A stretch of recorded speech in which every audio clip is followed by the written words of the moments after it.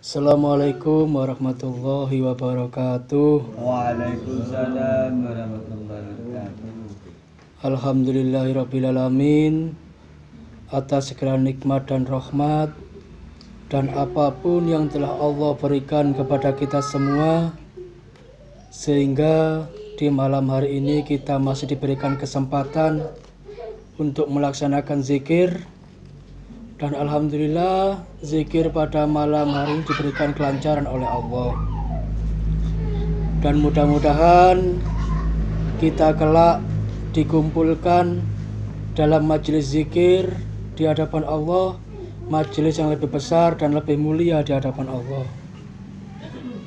Sholawat dan salam tak lupa kita curahkan kepada junjungan kita, Baginda Nabi Muhammad SAW, karena berkat beliaulah kita semua mengenal tentang iman dan Islam.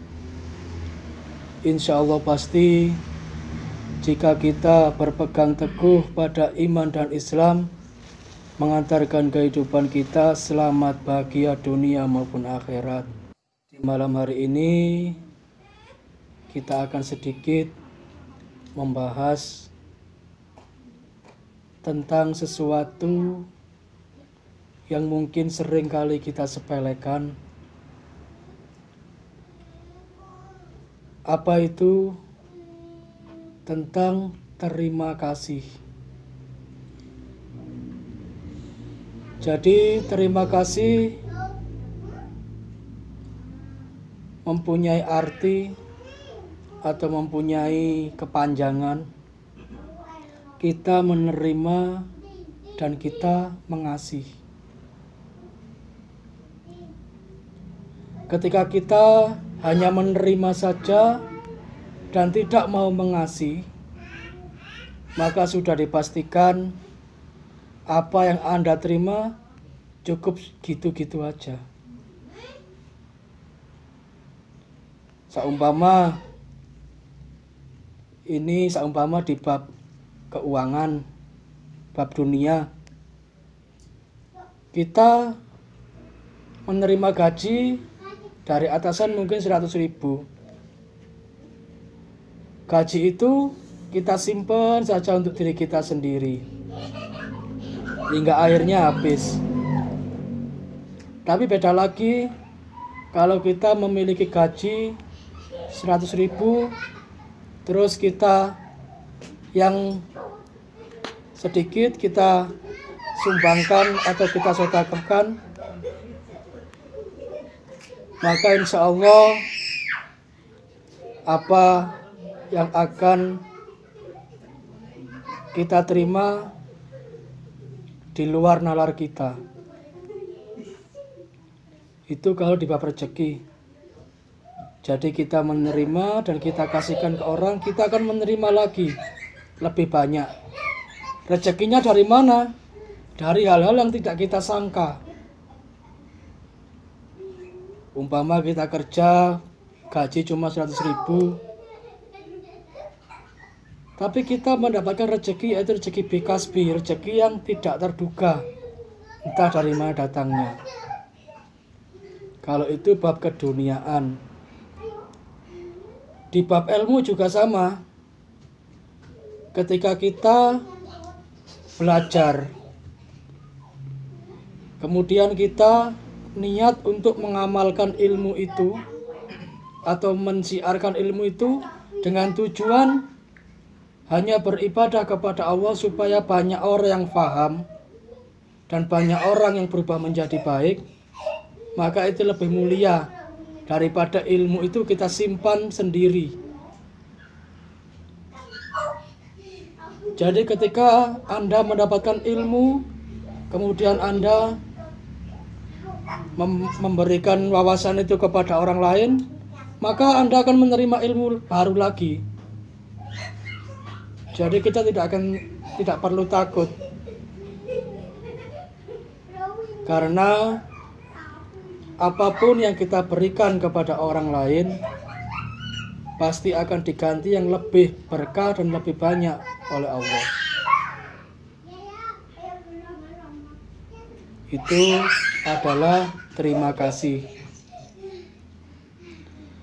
Yang kedua yaitu ilmu tanpa amal sia-sia, dan amal tanpa ilmu juga sia-sia. Ketika panjenengan semuanya beramal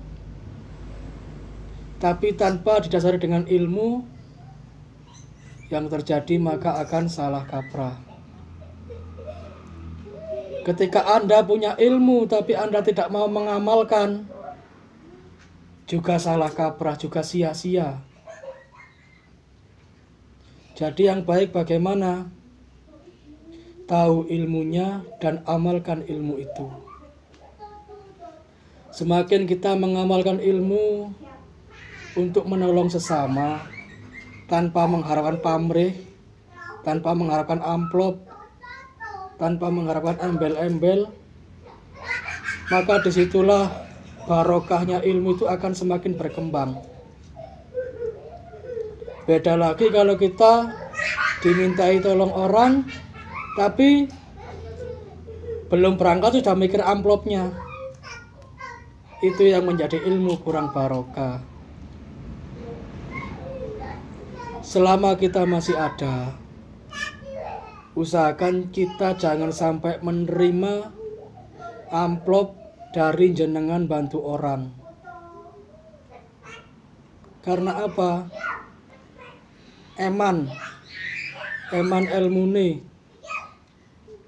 Semakin jenengan ikhlas, semakin jenengan barokah. Terus ada lagi perkataan gini, loh, hakikatnya aku rezeki teko Allah. Allah ngekei rezeki lantaran orang itu ya kudu kamu tampani. Kalau saya, filter saya gini, kadang orang itu saking kepinginnya sembuh, kita nggak tahu sumber uang itu dari mana. Ada yang dari pinjam tetangga, ada yang dari kita nggak tahu lah. Tapi kita cari amannya saja. Karena apa? Pesan guru saya dulu, yaitu Pak Teddy, sholat kita untuk diri kita sendiri, zikir kita untuk diri kita sendiri, haji kita untuk diri kita sendiri, apapun ibadah kita untuk diri kita sendiri. Tapi ada satu amalan yang membuat Allah itu bangga kepada kita. Apa itu? Yaitu amalan ketika kita meringankan beban orang lain yang kesusahan dengan ikhlas lillahi ta'ala. Bahkan sampai detik ini pun saya masih teringat wejangan beliau. Insya Allah di tahun 2014, lakukanlah apapun dengan ikhlas. Ketika ikhlas, maka akan semakin barokah, akan semakin bertambah. Tapi kalau ilmu yang awalnya ikhlas didasari dengan terus itu di akhirnya kurang ikhlas, maka ilmu itu akan susut dengan sendirinya, diambil oleh Allah. Jadi bagi saudara-saudaraku yang dititipi Allah rahmat untuk meringankan beban orang lain, entah itu melalui media pengobatan atau media zikir atau dengan harta benda, semoga kita diberikan kekuatan untuk bisa selalu ikhlas agar kelak menyelamatkan kita tidak hanya di dunia tapi di akhirat. Wallahu a'lam bishawab. Assalamualaikum warahmatullahi wabarakatuh.